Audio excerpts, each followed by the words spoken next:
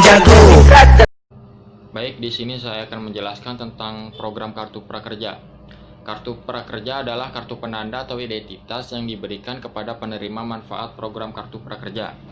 Nah, program Kartu Prakerja ini diatur dalam Perpres nomor 36 tahun 2020 tentang pengembangan kompetensi kerja melalui program Kartu Prakerja.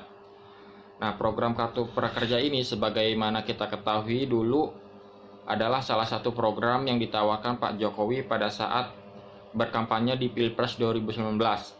Nah, Kartu Prakerja ini sebagai janji politiknya direalisasikan sekarang dengan Peraturan Presiden nomor 36 tahun 2020 tentang pengembangan kompetensi kerja melalui program Kartu Prakerja.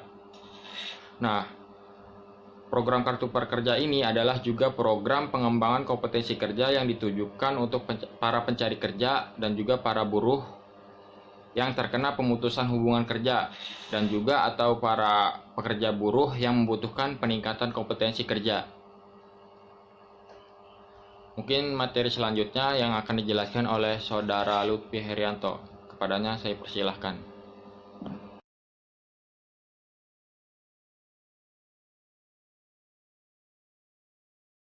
Berkelanjutan terkait dengan prakerja, yaitu di bidang implementasi. Menurut Edward, dalam buku Agustino, implementasi itu dibagi menjadi 4, yaitu pertama itu perihal komunikasi, yang kedua sumber daya, yang ketiga disposisi, dan yang terakhir sistem birokrat atau birokrasi. Yang mana pertama itu komunikasi. Implementasi kartu prakerja ini bertujuan untuk bukan menggaji khususnya para penganggur, tapi gaji intensif yang mana untuk memenuhi kebutuhan atau supaya mereka mandiri lah ibaratnya, supaya mereka mandiri dengan dana sebesar 600.000 per bulan ini. Jadi sekali lagi kartu prakerja ini bukan untuk menggaji penganggur, tapi sebagai dana intensif khususnya. Yang kedua itu perihal dengan sumber daya manusia. Nah, di sumber daya manusia ini kartu prakerja mengalokasikan itu pemerintah mengalokasikan kartu prakerja itu sebesar 20 triliun untuk alokasi kartu prakerja ini, yang mana dana khusus Covid berbatasan dengan dana alokasi Covid itu sebesar 4,3 triliun ya. Jadi ya dana yang cukup fantastis menurut saya gitu, saya pribadi, terkait dengan penanganan kartu prakerja ini gitu. Jadi sumber daya yang ada itu harus menekankan implementasi yang baik gitu. Jangan sampai kartu prakerja ini dimanfaatkan oleh oknum-oknum yang memang tidak bertanggung jawab. Yang ketiga terkait dengan disposisi, yang mana disposisi ini harus menjalankan kebijakan yang baik gitu, sesuai dengan arahan-arahan pemerintah. Contohnya ya kartu prakerja harus memenuhi syarat-syaratnya, kita penuhi begitu kan. Ya, yang terakhir yaitu terkait dengan sistem birokrat, yang mana birokrat ini harus bisa bekerja sama dengan masyarakat khususnya gitu kan, agar bisa implementasi dari kartu prakerja ini berjalan dengan baik gitu kan, sesuai dengan tujuannya gitu. Jangan sampai birokrat ini acuh gitu kepada masyarakat yang memang yang seharusnya tidak mendapatkan dana dari kartu prakerja ini tapi mendapatkan, dan sebaliknya pula gitu, yang seharusnya mendapatkan tetapi tidak mendapatkan gitu. Masyarakat sendiri cukup resah mungkin kalau misalkan dalam segi pemikiran gitu kan. Nah, birokrat ini harus ibaratnya mendulang lebih lah terkait dengan kebijakan yang mensosialisasikan ibarat ke masyarakat gitu kan, siapa aja yang belum, siapa aja yang sudah gitu kan, supaya implementasi dari kartu prakerja ini tidak salah sasaran. Mungkin cukup ya dari penjelasan dari saya. Kurang lebihnya mohon maaf. Terima kasih. Assalamualaikum warahmatullahi wabarakatuh. Oke, selanjutnya mengenai forecasting kebijakan dari kartu prakerja. Forecasting kebijakan merupakan peramalan yang menghasilkan informasi faktual tentang hasil kebijakan yang diharapkan berdasarkan informasi sebelumnya tentang masalah kebijakan, di mana forecasting ini dapat melihat masa depan atau meramalkan dengan cara mengadopsi hasil evaluasi kebijakan di masa lalu dan melihat permasalahan di masa sekarang. Hal ini dilakukan agar mempermudah melakukan tindakan kebijakan di masa yang akan datang atau masa depan, Salah satu contohnya yaitu terkait kebijakan Kartu Prakerja yang diatur dalam Peraturan Presiden Nomor 36 Tahun 2020 tentang pengembangan kompetensi kerja melalui program Kartu Prakerja. Forecasting kebijakan dari Kartu Prakerja ini, sekiranya pemerintah Indonesia telah meramalkan 6 peramalan dari kebijakan Kartu Prakerja ini. Yang pertama yaitu membangun mimpi dengan membangun sumber daya manusia yang maju. Saat ini kita tahu bahwa Indonesia ini bukan lagi kekurangan angkatan kerja, namun Indonesia ini kekurangan sumber daya manusia yang maju. Karena itu dibuatkanlah Kartu Prakerja dengan harapan peningkatan sumber daya manusia yang maju dengan mengikuti pelatihan-pelatihan yang telah ditentukan sebelumnya oleh pemerintah Indonesia. Nah, yang kedua yaitu meningkatkan keterampilan dan keahlian.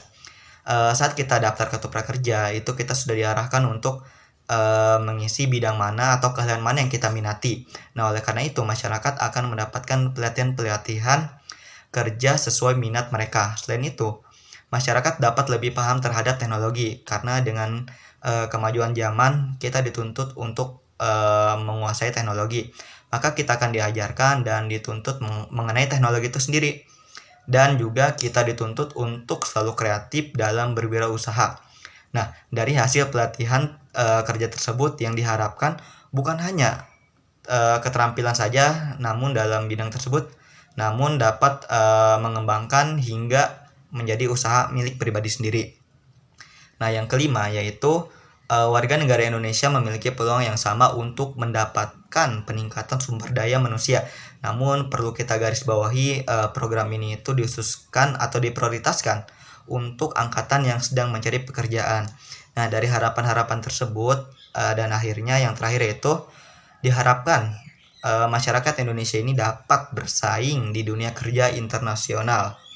Nah, selanjutnya akan dilanjutkan oleh rekan saya Rifki Mahendra terkait realitas kebijakan Kartu Prakerja ini. Silahkan Rifki Mahendra. Oke, kasus Kartu Prakerja ini terjadi di salah satu kota di Provinsi Banten, yaitu Kota Serang. Saya sendiri sudah melakukan beberapa pertanyaan kepada pihak-pihak yang berkaitan dengan pendaftaran Kartu Prakerja ini. Salah satunya ada oknum yang saya tanyakan. Ini adalah beliau hanya meminta kakak atau misalkan KTP dan kakaknya itu untuk didaftarkan kepada Kartu Prakerja. Nah, ketika nanti sudah didaftarkan, maka proses-proses selanjutnya beliau yang mengurus, oknum ini yang mengurus. Ketika sudah mendapatkan dananya atau misalkan sudah mencair, dia akan memotong dana tersebut sebesar 150 sampai 200.000 per orang yang didaftarkan. Nah, karena tidak mudah bagi orang-orang awam untuk mendaftarkan Kartu Prakerja lolos. Seperti contohnya status dengan bergelar mahasiswa atau siswa. Ini jarang sekali bisa mendapatkan bantuan tersebut. Atau misalkan Kartu Prakerja ini sulit sekali cair. Namun dengan beliau yang mendaftarkan, entah bagaimana caranya dengan tata cara apapun, itu si akun atau emang nick dan kakak tersebut sudah pasti lolos dan sudah pasti mendapat bantuan dari prakerja. Nah, prakerja ini menurut saya kuranglah efektif ketika menjadi online seperti ini. Mungkin karena memang pandemi juga menjadi hal yang online atau di-online-kan melalui aplikasi atau web atau sistem tersebut.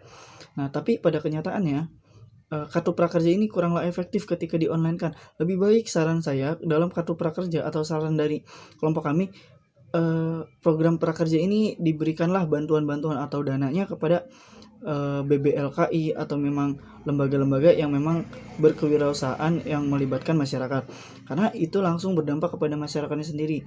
Jika memang online seperti ini, terkadang dalam melihat video pun atau emang menyaksikan video yang ditayangkan oleh Skill Academy di Kartu Prakerja, itu kebanyakan orang-orang hanya melihat dan tidak mempraktekkan, karena fokus mereka hanya fokus untuk mencairkan dananya, bukan untuk skill yang didapatkannya. Baik, terima kasih.